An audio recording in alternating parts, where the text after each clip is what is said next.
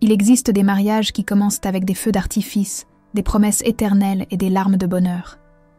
Et il y en a d'autres qui commencent dans le silence, avec des regards vides, des sourires forcés et des secrets qui n'auraient jamais dû exister. Le mariage d'Emma était de ce genre. Elle avait 27 ans, belle, discrète et émotionnellement brisée. Lui avait 82 ans, riche, solitaire, malade.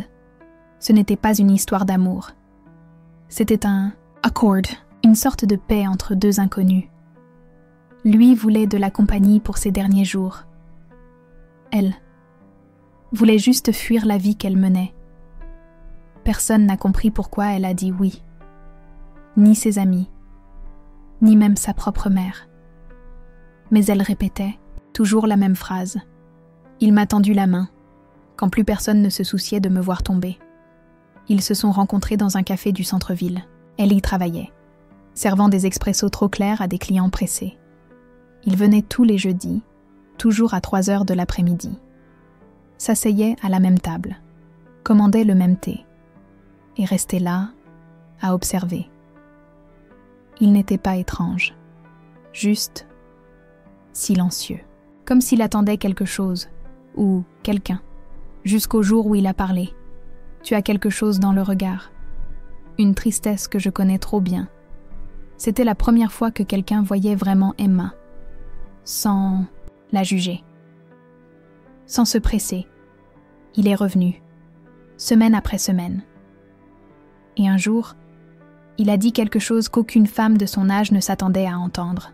« Je suis seule, j'ai de l'argent, il me reste peu de temps, et je veux simplement finir ma vie en paix. » Il n'a pas parlé d'amour. Il n'a promis ni passion, ni romance. Juste de la compagnie. Emma a réfléchi. 1 nuit, 2, 3. Et puis, elle a accepté. Il n'y a pas eu de lune de miel, pas de robe blanche, pas de danse, pas de baiser volé. Juste un oui, murmuré, devant un juge fatigué. Mais ce qu'Emma ne savait pas, c'est que cet homme, avec ses yeux fatigués et sa voix douce, cachait quelque chose qui allait tout changer. Les premiers jours, tout était exactement comme elle l'avait imaginé. La maison était silencieuse. Il était poli, gentil, mais distant. Il n'y avait pas de contact, pas de conversation après le dîner, juste 2 inconnus, partageant la même routine. Emma s'y est habituée rapidement. Elle ne cherchait pas l'amour, elle voulait la paix. Et, aussi étrange que cela puisse paraître, elle l'a trouvé, pendant un temps. Mais peu à peu, des détails ont commencé à l'intriguer, des choses qu'elle ne savait pas expliquer. Il disparaissait pendant des heures sans prévenir, sortait sans dire où il allait, revenait épuisé, parfois avec les mains tachées de peinture, d'autres fois avec une odeur de bois ou de graisse. Il disait simplement « Je suis allé marcher ». Mais qui se promène en costume? Qui rentre avec les chaussures mouillées, même quand il n'a pas plu? Emma n'était pas jalouse, mais elle était observatrice. Un soir, en apportant une tasse de thé dans sa chambre, elle entendit des murmures. La porte était entr'ouverte. Il parlait au téléphone. Mais ce n'était pas une conversation ordinaire. Non, pas encore. Elle ne sait rien. Quand le moment sera venu, je lui dirai. Emma s'arrêta. Elle sentit son cœur s'accélérer. Cette voix, ces mots, qu'est-ce qu'il cachait? Le lendemain, elle ne dit rien. Il la traita avec la même douceur que d'habitude. Prépara des crêpes pour le petit déjeuner. Lui proposa d'aller au cinéma. Et sourit. Mais maintenant, ce sourire ne semblait plus si innocent. Elle commença à tout remarquer. Les lettres qu'il cachait dans un tiroir fermé à clé. Le coffre qu'il disait « cassé ». Le nom « Anna » gravé sur un médaillon qu'il portait sous sa chemise et qu'il ne retirait jamais. Qui était Anna? Qui était vraiment cet homme?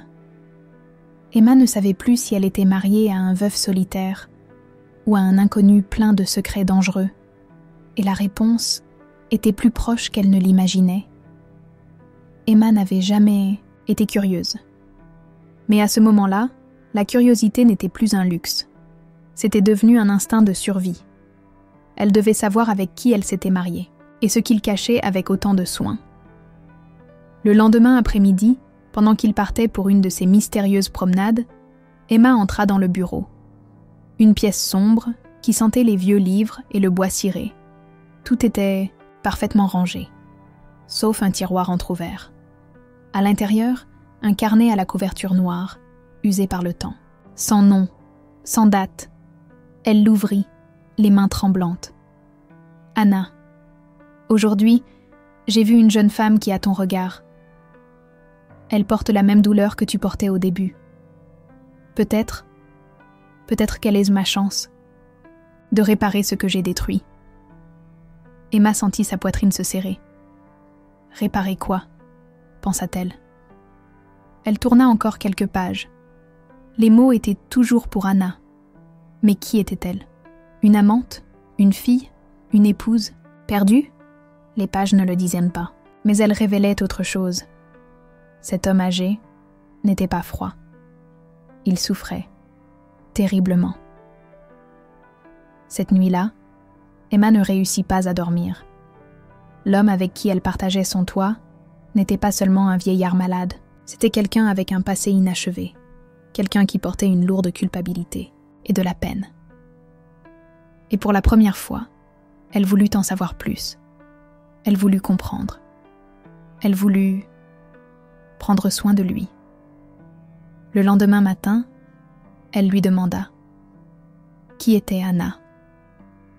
Il la regarda.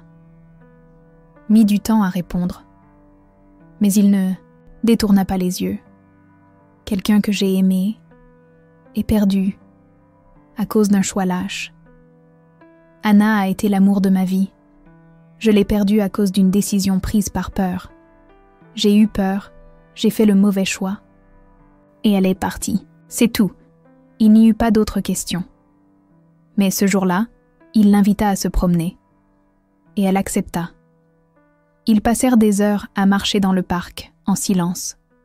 Il sourit. Vraiment. Pour la première fois.